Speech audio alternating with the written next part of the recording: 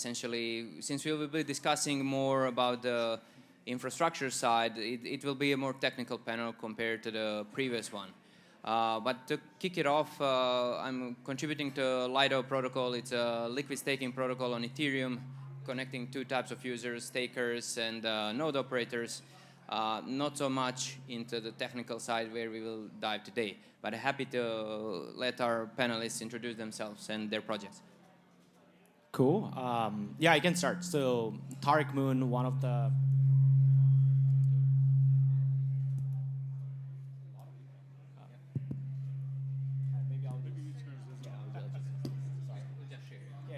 That's good.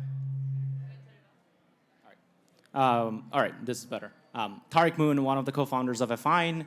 So Affine is a liquid restaking token with the main focus trying to be we're an omni-chain liquidity layer for using restaking as a tool to make people move between different chains much more easily. And we're also backed by Affine Risk Engine, which is probably like most salient here to talk about because we are working with a lot of AVSs and our partners to make sure that when all the slashing conditions come online and we get into this exciting future of using EigenLayer or Symbiotic as like kind of one of the bedrock of shared security, we can all be safe and make sure that we don't end up with like a massive collapse, right? So that's what we're trying to ensure with the RiskLayer. We're currently live on mainnet and also quite a few L2 partners because we want to be omni-chain liquidity layer.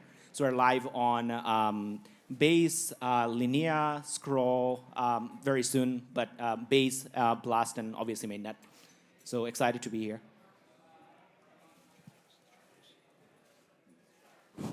All right. Can you hear me? All right, cool. Peter, the head of BD for Mind Network.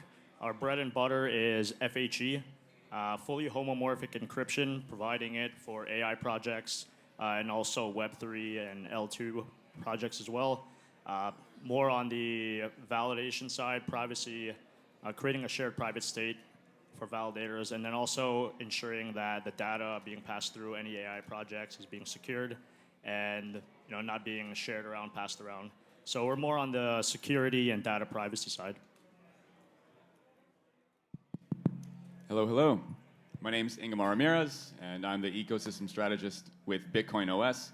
BitcoinOS is a smart contract operating system on Bitcoin using zero-knowledge verification. So in July 2024, we posted the first ever zero-knowledge proof on the Bitcoin chain.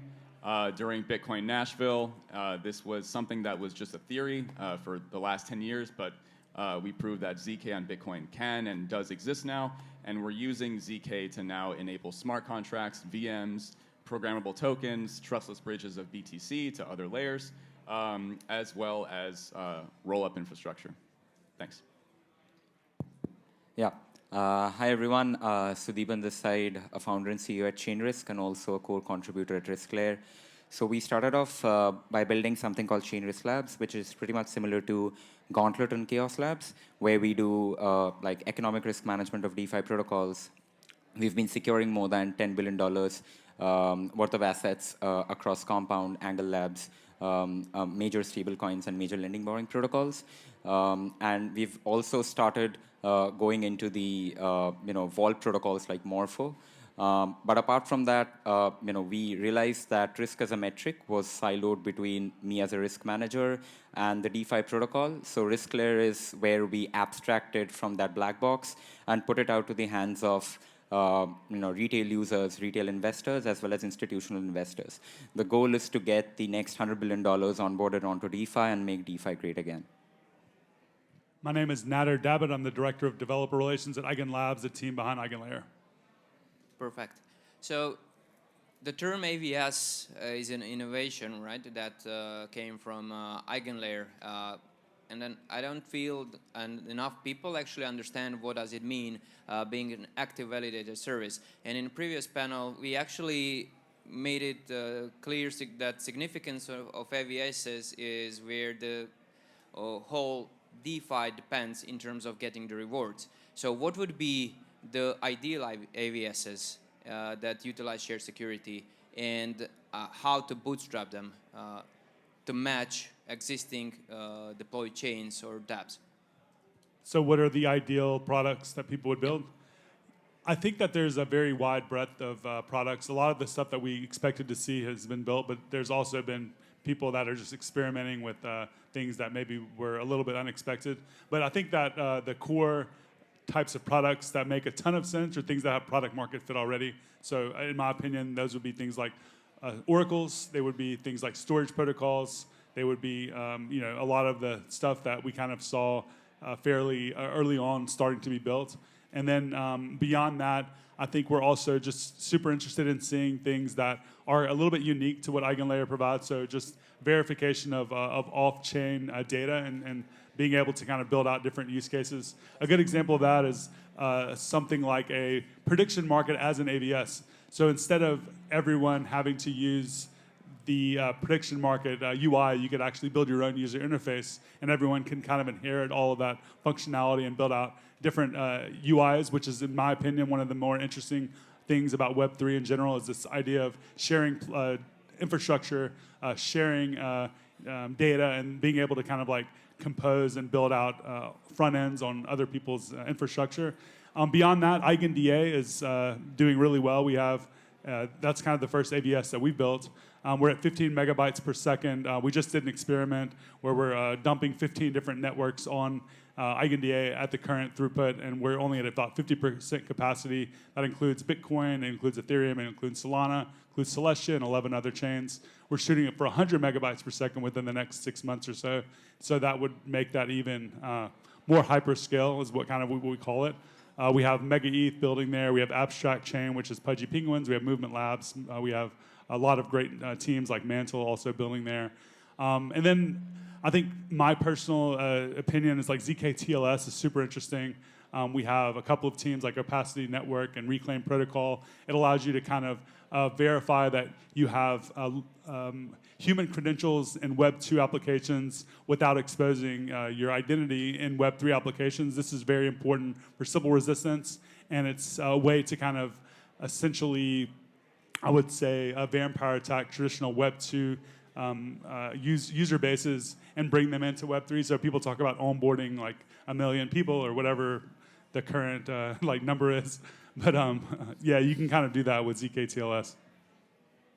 Yeah, I think I'll step in. I'll have to agree, right? Everyone's getting creative on what they want to launch and build, and we have to connect later. But we were talking to your team earlier, and I believe someone was asking if we could build a FHE, spin up an FHE AVS on there. So, who knows, we can do that, and we'll be the first ones doing that with you guys. Yeah, let's definitely chat. Yeah, I mean, a lot of things in the world are social, right? So that's where I think AVSs are playing a role. I mean, if you want to see whether a validator has validate a particular block or not, or if he's doing some malicious activity on Ethereum, you can simply see that he's not running the same code, and you can simply slash him. But there are a lot of things like data availability, which you need to see from outside the chain and verify through a different set of trusted validators whether that particular set of data was actually available or not at any given point of time. And that's where you would need a social consensus. And that's where I think the role of AVSs are coming in. I mean, that's another one of the things where, because risk is another social truth, which we are bringing on chain, and because risk is very differently perceived by all of us here in the panel and all of us there in the crowd. So it's to arrive at a consensus over there, we need a very different crypto economic security guarantee as compared to any other security guarantees which you see on, let's say, ZK or anything else. So I think that's where AVSs are playing a role. Yeah, I'll quickly add from almost the other side of people who are trying to sell to the people who are trying to build these amazing products, because I think as an industry, we need to make sure that all of these AVSs are coming out and being successful, right? So that we need to ensure. So we're seeing super amazing thing people are building all around, and EigenLayer and Symbiotic both being kind of almost like a AWS. I think Suram uses that term for this SaaS that people are trying to build. It's like a decentralized on-chain SaaS. So we're seeing almost like a revolution that from Web 2 to Web 3 that is coming as a SaaS engines. And on our side, for example, similar to, I guess, RiskLayer, risk measurement is the bread and butter. So we have been talking to Eigen team actually about whether it makes sense or whether it's like almost necessary for a market to have that on chain in some fashion as well. So that again, like you cannot have everything on chain. So you need to make sure there's an off-chain computation that can be relayed to on-chain, right? So I think that's the kind of things that where an AVS kind of really shines, where like you can have some sort of like a co-processor engine where like you do a bunch of computation off-chain with very strong crypto economic guarantee, and then you bring that truth to on-chain so that the on-chain economy can flourish, right? So I think that has been super exciting for us. Some of the other stuff that like some of our friends very close to us, and we might actually like onboard them to our Affine DAO has been building is like kind of like an AI engine, like verifiable AI engine, which maybe we can chat about how to include FHE to that. So I think that'll be super exciting. So I think sky is the limit, and I think I really like personally like Siram's like narrative around like it's like an on-chain SaaS, right? That is coming and bringing this like SaaS level, like enterprise level, like productivity almost to on-chain. Because ultimately, look, at the end of the day, like we can do points all day, we can do all of these things, but we need to all bring productive assets on-chain, and that's, I think, overall as an industry to move forward. So everything we can do as an industry to support all this amazing AVSs, I think that's the way forward. Yeah, I know, you know, there's another unparalleled source of truth. It's Bitcoin proof of work. You know, it's unparalleled in this industry. Only thing is that it's not really that tapped into. You know, it has very, very specific purposes. But what we're trying to do is use ZK to extend the network effect and security and immutability to other ecosystems, other layers. So, you know, kudos to the Ethereum community for, you know, for being so far advanced in that realm. But, you know, our goal is to bring infrastructure to all these infrastructure projects that, you know, and potentially tap into the AVS space because Bitcoin has a lot of value to add. So we actually started talking about multiple directions which are mind-blowing to me and kind of indicate that it's not only like DeFi. Every time we speak about this, everyone goes like DeFi, DeFi, DeFi, like it's only financial things that we are trying to do here. How does this implementation of ZK in combination of AVSs enable us to do more TradTech stuff and like do the sidestep into traditional industries and put us back shoulder to shoulder with Web 2, which are like massive enterprises present there? Well, so at the moment we're addressing, you know, the most immediate target market with BitcoinOS, and it's mainly the layer 2 space. Not only the Bitcoin layer 2s, but there's even Ethereum layer 2s that contacted us. Solana layer 2s have contacted us after we posted the first ever ZK proof on Bitcoin in July. You know, everyone values Bitcoin's security and immutability, and so you know we know there's a lot of Bitcoin L2s that call themselves L2s on Bitcoin, but they don't really use Bitcoin proof of work for security. You know, often people are bridging their Bitcoin to a multi-sig, to another chain, to a smart contract that could be hacked. So there's like many layers of separation, and we're just trying to reduce them. And so you know there are thousands of Bitcoin sitting in the wallets of the backers of these Bitcoin L2s. They're waiting, you know, for the day to come where it's, you know, a safe environment for them to actually deploy, you know, Bitcoin into DeFi. I actually have a quick follow-up. Maybe it might be beyond the scope of this conversation. I'm happy to connect after, but my understanding was like for Bitcoin, you need specific opcode to support some of the ZK proofs, and I think it's like even like a one single opcode. I wonder if the Bitcoin community came together to support that yet, or like, are you guys doing something more innovative? It's pretty divided. There are some who don't want Bitcoin to be changed. They think that Bitcoin could stick to just a few use cases. And we're in the camp that we're trying to innovate anyway, whether we get these opcodes or not, whether we get these soft forks, new BIPs passed or not. But in an ideal world, through ZK verification, we can enable smart contracts, rollups, layer 2s, bridges, programmable tokens without having to change Bitcoin in every way. And so far, we proved that, you know, we can bridge Bitcoin off-chain through ZK verification. So we can do this without having to change Bitcoin. So it's a big step forward. I mean, you know, if we get to the use case, I mean, a combined use case of ZK and an AVS, then I think the recent, and I was talking to Nader regarding this right now, that the use case was regarding Andre Cronje's recent post about credit scores and credit risk scores. So I think that is increasingly becoming a use case because UK is now providing you a license where you can give like real-world fiat loans against your on-chain positions. And that's where I think ZK comes in a lot. So even if like we as a risk AVS on EigenLayer, if we provide the credit risk score of a user's on-chain positions, then the user also needs to hold some sort of authority on that, and we would need like a ZK KYC layer before that's being accessed by any bank. I mean, that particular data, right? For example, if you want to bring a huge amount of liquidity on chain, that would typically come from some of the bigger brands, right? So let's say if Sony does a transaction tomorrow and I tell him that why would you do an on-chain transaction? You can do it because you can get a loan against your on-chain positions. But why would they do that? Because their like transactions are open sourced, right, on the Ethereum network. So what they can do is you can integrate a ZK KYC solution on top of it and effectively ensure that they have the privacy, and at the same time they're able to use two things. Number one is the enablement of that loan, and the second is the crypto economic guarantees of EigenLayer. So, I mean, other than EigenLayer, majority of competitors not even live. It's just point sharing, right? Is it a kind of a bottleneck and a pressure on a protocol level to EigenLayer to rapidly develop new things for AVSs to succeed and reach maximum capacity?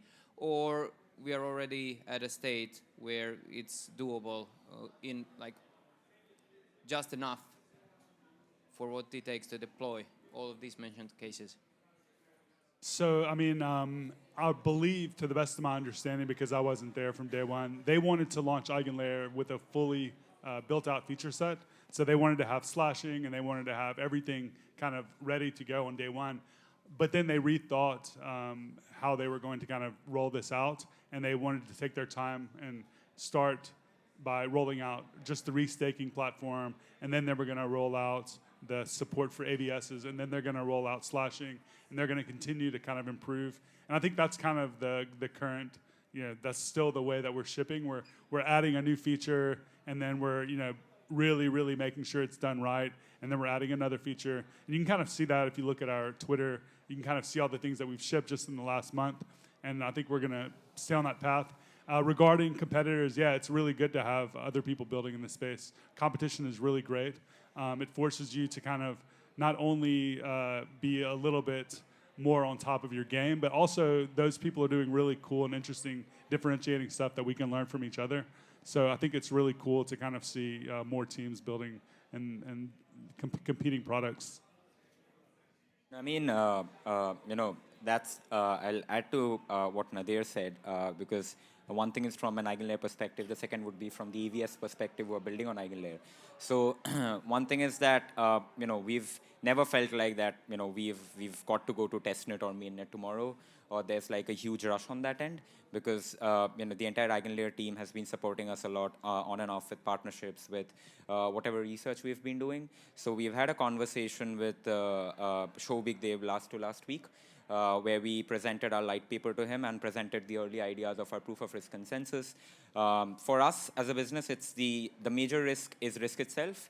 So the opinion of him was to first, get the proof of risk consensus vetted by some of the biggest researchers in the space before even going live, right? So that's like a great reputation damage on us, and definitely doesn't look good on EigenLayer itself as well. So we're like going, hey, I mean, token is one thing altogether, but we're like going, if we are like heavily building into infra, then we need to go step by step and accomplish things altogether. Yeah, I'll also add kind of another perspective, which is I think it's like in Web3 world, like I always say to my team that it's like, changing things almost feels like your in-flight jet engine changing the engine of the, like a jet. That's what it feels like from like a builder perspective, because like you have to go through so much like approval, like you have to go through the multi-sig or like voting, all of that, and you have to get it re-audited, and you don't know like how safe and secure things are. So I think the approach EigenLayer, for example, took to like do it in like M1, M2, and so on. I think it's like really, really great, and I think it's a great example that they set. And then I think like yesterday or day before VS, like one of the co-founder, right, like of EigenLayer, I think he was talking about the same thing. Like they wanted to ship everything together, and I'm pretty sure they also realized that whole jet engine thing, that if they launch the whole thing, it'll be very hard to change and iterate. So I think I like that you guys are adding on top of it over time.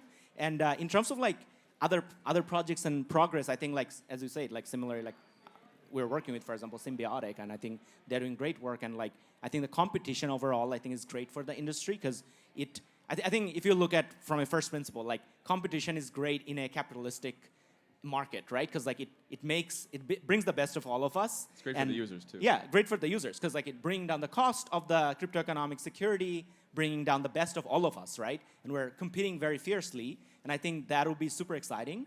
And in terms of everything, I think we're very early in this game.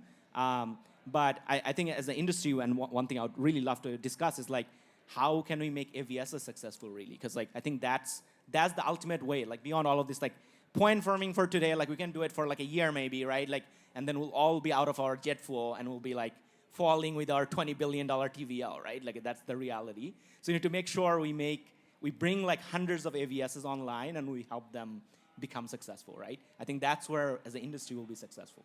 I mean, yeah, like at the end of the day, whether it be like EigenLayer or whether it be Symbiotic, we're contributing to Ethereum, right? So if we are an Ethereum maxi, then that's what we need to do at the end of the day. I wouldn't call myself a Bitcoin maximalist. Spicy take. I would call myself a Bitcoin maximizer. I think I aim to maximize the capabilities of Bitcoin so it can extend to and satisfy as many users around the world as we possibly can.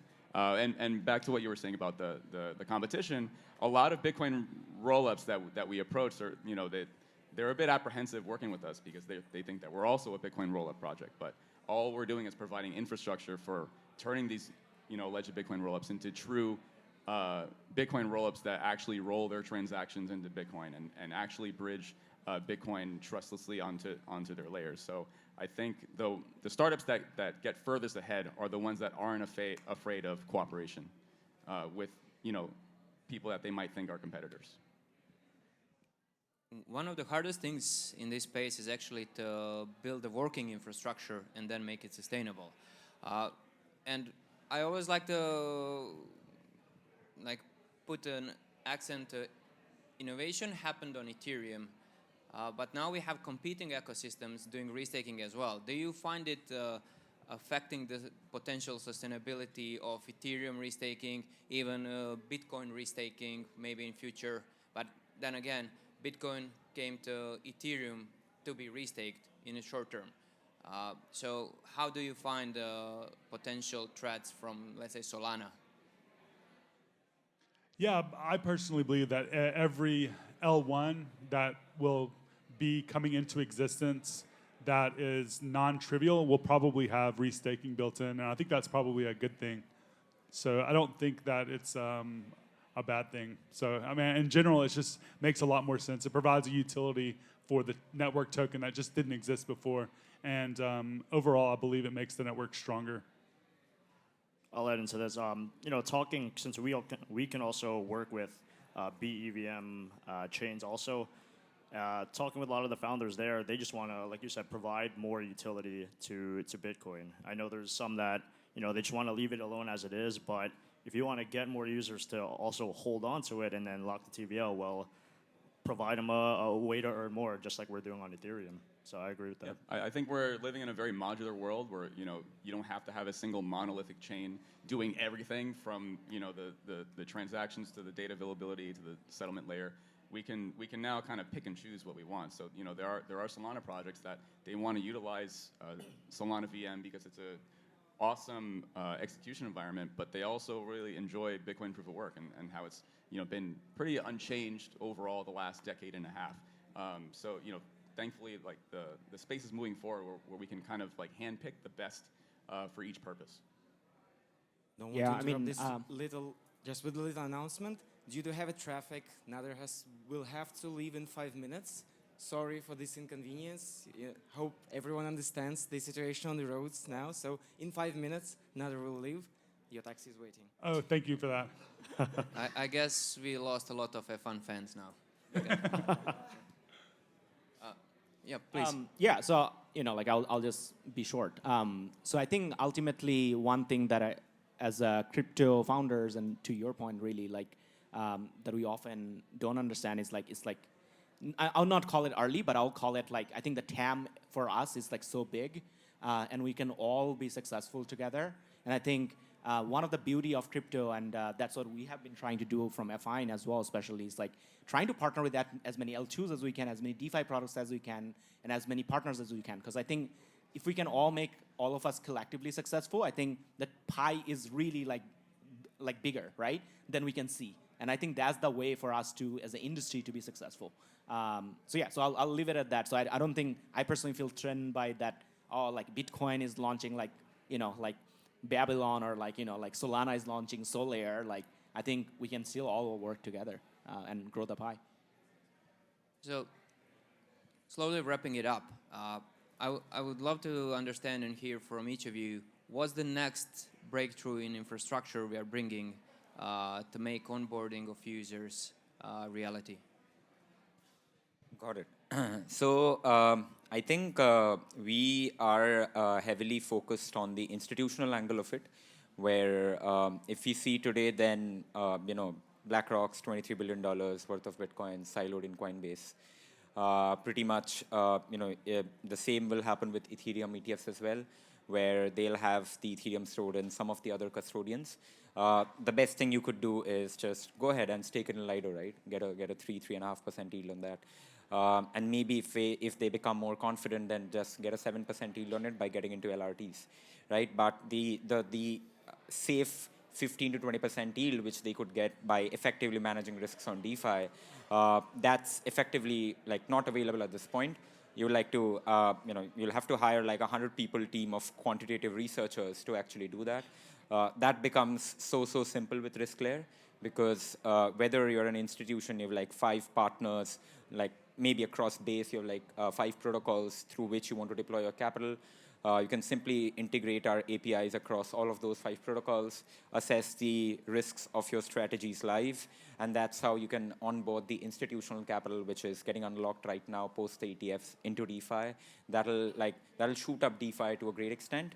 But on top of that, I think seeing institutions, we'll see the retail burst again getting into DeFi. So that's how we are like focusing on getting both the institutions and followed by retail into DeFi through risk management. I also look forward to MPCs and multi-sigs and custodians being entirely replaced with ZK proofs on Bitcoin. And I think you'll hear more about it in the coming months. I look forward to evolving our technology. FHE is still new, but there's a big demand for it right now in the AI space. But seeing like even this year of how many breaches and hacks just happening on the Web 2 side, where Web3, we want to keep it back to a privacy state. But even right now, you can still, even like transactions, you can still connect it to wallets now. They even have apps for it. So how do we bring back privacy back to Web3? And that's what we're working on a lot. So I'm just excited for us to keep building that. Cool. Yeah, I'll wrap it up. So for us, like we see Affine as becoming like evolving into like a value layer that lives on all the chains possible, right? So one of the things that we saw super excitement, like a lot of excitement of users, is that now you can have Ethereum values in layer 2s and move it across any chain within like a few seconds, right? Because Ethereum natively, you cannot like burn it and then mint it somewhere else, right? But because we kind of control this whole ecosystem, our contracts allows you to like burn it on like say Blast, because like maybe, maybe you don't want to be on Blast today and you want to be on like Tyco, or you want to be on Linea or some of the next big thing, or like you like some other project, so you want to be on that chain. So now if you, instead of holding Ethereum, if you hold us, not only are you getting all the yield that is almost possible to get from Ethereum and BTC very soon as well, like CBBTC and all of that, but you're also going to be able to like move that very, very, very fast and very, very cheaply, like very soon for free, actually. So yeah, it's going to be super exciting for everyone, and we can do that because our main business is not bridging business, so we don't need to like take that like 10 bips of cut. We don't really care about it. We just want to make sure that you keep your money in our ecosystem, right? But that gives user this additional feature of being able to hold value in a very abstracted fashion. Yesterday I was like talking with like across and like Everlane, like all the founders at a panel, and I think we're all super excited, and we believe that like at the end of the day, you don't really ask when you use Amazon or like you use Instagram, like which AWS or GCP it is hosted, right? So I feel like when we get to the future where you don't have to do that with the value as well, like I think that is the future we all want to be, and I think that's what Affine is trying to do, and we're very excited about the future. Thank you to the panelists for detailed insights. Really appreciate it. Please, round of applause for them. And we'll tell Nader he got applause as well. Thank you.